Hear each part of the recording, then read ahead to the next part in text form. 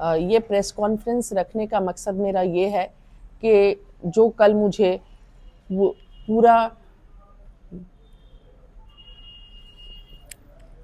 पूरा समाज के बुद्धिजीवी और सारे उलेमा और सारे बुद्धिजीवी अहले सुन्नत जमात इस्लामी और तमाम मसलक के इमाम एक मंच पर आकर कल मुझे सपोर्ट किए हैं और मुझे अपना कैंडिडेट बताया है। तमाम मसलक के जिसमें इमाम और सामाजिक संगठन के लोग थे और सभी मुफ्ती साहब भी थे, जिसमें ज़ियाउल मुस्तफ़ा साहब थे, शमशादुल कादरी साहब थे, काजी सऊद साहब थे, बुरहानुल हुदा जी साहब थे और मुझे कौम की तरफ से इन्होंने मेयर पद के लिए समर्थन किया।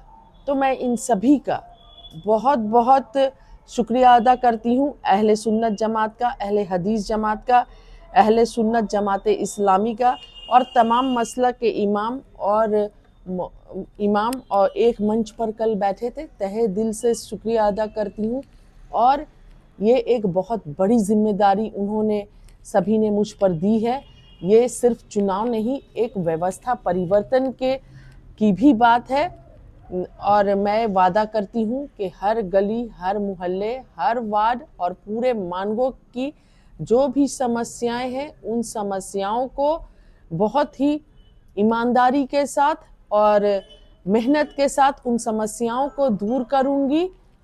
और मैं सभी अपने उलेमाए दीन जिन्होंने मुझे दुआ दिया है, बहुत तहे दिल से शुक्रिया अदा करती हूँ और आप सभी ने जो मुझ पर यकीन किया है, उस यकीन पर मैं पूरी ईमानदारी से खरे उतरने की कोशिश करूँगी और पूरे ईमानदारी से काम करूँगी। ये आप सभी से मैं बोलना चाहती हूँ।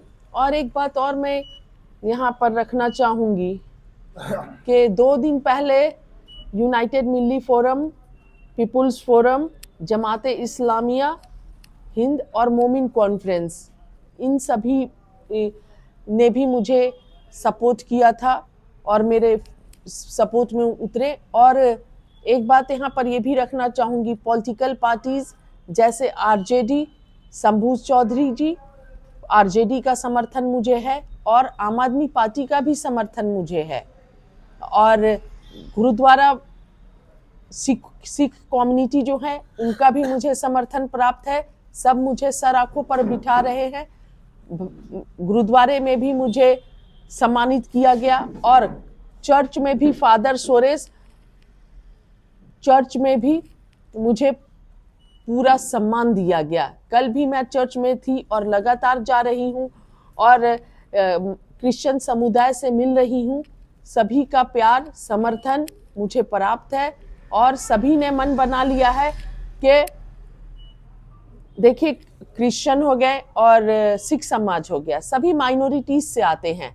तो माइनॉरिटीज के आवाज को मजबूत करने के लिए और माइनॉरिटीज के साथ खड़े होने के लिए सभी का मुझे आशीर्वाद मिल रहा है और सभी का प्यार मिल रहा है। यही मैं इस आज के प्रेस कॉन्फ्रेंस के माध्यम से आप सभी प्रेस के साथियों को बताना चाह रही थी। धार्मिक सामाजिक संगठन का समर्थन है, ठीक है, आम जनता का समर्थन कितना है? देखिए, आम जनता का तो बहुत समर्थन और प्यार मिल रहा है मुझे और उस पर से मैं शुक्रगुजार हूँ कि मेरे धार्मिक जो भी हमारे उलमा इकराम थे और बुद्धिजीवी मंच और सामाजिक संस्थान, वो सभी मुझे पीछे से सपोर्ट कर रहे हैं, समर्थन कर रहे हैं और सभी ये चाह रहे हैं कि मैं चुनाव जीतूं और जो ये व्यवस्था एक बन चुका है, ये व्यवस्था परिवर्तन हो और सभी का, जनता का, भाइयों का, बहनों का, माओं का, बुजुर्गों का, सभी का प्यार मिल रहा है, अपार जन समर्थन मिल रहा है। मैं जिस भी गली में जा रही हूँ डोर टू डोर कैंपेन करने के लिए, वहाँ पे लोकल्स जो हैं, जो परिवार है हमारा, वो साथ में जुड़ जा रहे हैं, वो साथ में कैंपेन करवा रहे हैं। आप उठाकर मेरे सारे वीडियोस देख लीजिए। मैं तो कम जाती हूँ अपने लोगों के साथ ही, सिर्फ मेरे साथ जो लोग होते हैं, हम लोग जाते हैं 10-15 और वहाँ से सब जुड़ जाते हैं साथ, पूरे बस्ती वाले जहाँ जा रही हूँ और एक खुशी का लहर है, जोश का लहर है और सभी को लग रहा है कि हमारा भी एक हमारा भी लीडरशिप यहाँ पर मजबूत होनी चाहिए, अपनी भी आवाज़ होनी चाहिए, क्योंकि लगातार आवाज़ को दबाने का, आवाज़ को कुचलने का काम किया जा रहा है। और एक मैं जो अहम बिंदु है उस पर आप सभी का ध्यान आकृष्ट करना चाहती हूँ। लगातार अगर आपके पास पावर है, अगर आपके पास हजारों करोड़ रुपए है, इसका मतलब ये नहीं है कि आप फोन करवाइए, कीजिए और डर और भय का माहौल क्रिएट कीजिए। लोगों को जो भी मेरे साथ आते हैं या कोऑपरेट करते हैं, पीछे से तोड़ने की कोशिश की जाती है। चलिए वो वहां तक तो ठीक है, लेकिन बात अब मुअज्जिन, बात अब उलमा की आ गई, बात अब मौलवी और मौलाना साहब तक आ गई, हमारे घर के जो हम लोगों के मार्गदर्शक हैं उन लोगों तक आ गई है कि उन लोगों को भी कॉल करवाया जा रहा है, दबाव डाला जा रहा है। तो ये दबाव की राजनीति नहीं होनी चाहिए, डर की राजनीति नहीं होनी चाहिए। सच्चा नेता जनप्रतिनिधि वो होता है, नेता वो होता है जो जनता के बीच जाए और जनता को कन्विंस करे। और अगर आप जेन्युइन हैं, आपने काम किया है, तो जनता आपके साथ होगी, ना कि कोई दूसरे तरीके से पीछे से वार किया जाए। कौन दबाव बना रहा है? देखिए, आप लोग पत्रकार हैं, आप लोगों को भी सब पता है, ज्यादा मत पूछिए मुझसे, किसी से ये बात छिपी हुई नहीं है। और ऑन कैमरा और ऑफ कैमरा हमारे पत्रकार भाई ही मुझसे पूछते हैं कि ज़ेबा जी आपको डर नहीं लग रहा, आप चुनाव लड़ रही हैं। आप लोगों को भी पता होगा ऑन कैमरा और ऑफ कैमरा दोनों तरफ से सवाल होते हैं, तो किसके लिए आप लोग पूछते हैं ये आप लोगों को भली बात ही पता होगा। मैडम अब तो लगातार घूम रही है और अंतिम आ गया समय, तो क्या ऐसा मुद्दा लगा जो आपके प्राथमिकता में भी आ गया? देखिए, हर जगह नालियों का हाल आप देखिए, पूरे कूड़े गंदगी से भरी हुई है, नाली का पानी ओवरफ्लो हो रहा है। सड़कें आप जाकर देखिए, हर जगह गली कूचे मोहल्ले की सड़कें टूटी हुई हैं, स्ट्रीट लाइट्स नहीं है। मतलब आप पानी जो बेसिक नीड्स आप सोचिए, वो पानी रोज नहीं मिल पाता है, पानी की समस्या बहुत है। जो यहाँ पे मानगो के पत्रकार होंगे उन्हें भली बात ही पता होगा कि किन समस्याओं से हम जूझ रहे हैं। तो समस्याओं की कमी नहीं है। मैं जब घूमती हूँ और देखती हूँ तो मैं इसी चिंता में रहती हूँ, फिक्र में, कि इन समस्याओं का निदान जल्द से जल्द करना होगा। आप देखिए, मानगो जैसे जगह में, इतने बड़े बस्ती में, पूरा मानगो में कहीं प्लेग्राउंड आपको दिखता है क्या जो बच्चों के खेलने के लिए हाइजीन हो, या जहाँ पर प्रॉपर बच्चे खेल सके? कोई भी एक ऐसा जगह नहीं है। यहाँ पर कोई लाइब्रेरी नहीं है, 100 बेड का आपको कोई आसपास अस्पताल नहीं है। तो ये काम किसका है? ये जो जनप्रतिनिधि चुन के आता है, ये उसका काम होता है। जब आप जनता से वोट ले रहे हैं तो जनता को हर तरह की सुविधा उसके क्षेत्र में मुहैया करवाएं, प्रोवाइड करवाएं। लेकिन आज तक एक 100 बेड का अस्पताल नहीं हो सका। और ये कौन सुनिश्चित करेगा कि यहाँ पर हाई स्कूल नहीं है? मानगो जैसे बड़े क्षेत्र में ये दुर्भाग्य है कि सरकारी हाई स्कूल नहीं है।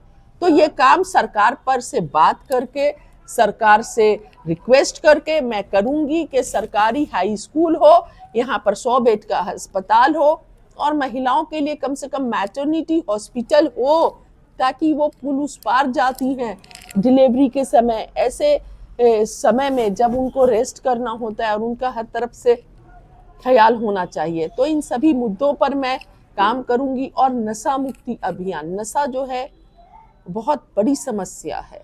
और सोचिए, जिस परिवार का बच्चा नशे में चले जाए तो क्या गुजरती होगी अभिभावक में। वर्तमान में जो अभी समस्या है, विधायक और पूर्व मंत्री, किसको जिम्मेदार मानते हैं? दोनों को देखिए, दोनों की अभी 1.25 साल हो गए सरकार में, विधानसभा चुनाव होके।